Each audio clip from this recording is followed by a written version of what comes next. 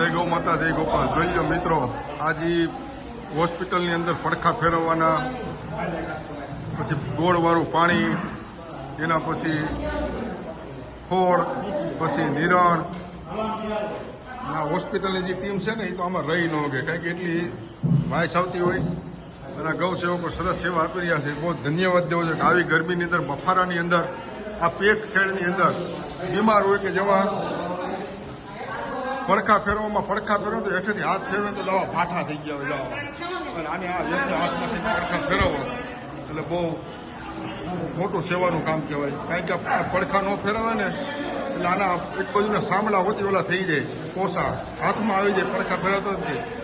અને આ ગરમી તો આ ગૌ સેવકોને ખૂબ ખૂબ ધન્યવાદ દેવો પડે કે આવી ગરમીની અંદર આમાં વાયસ આવતી હોય અને હોસ્પિટલની અંદર સેવા આપવી બહુ મોટી વાત છે. ગોરવાળું પાણી, ખોળ, પડખા ફેરવવા, ગાવ આડા પડી ગયા અને પડખા ફેરવવાના હોય, હેઠે પાઠા પડી ગયા હોય, જો આવી રીતનું આમાં જો હાથ ને આ બધું આ બહુ મોટી સેવા છે. તો આવો મિત્રો જોડો પાંજરા પડશે.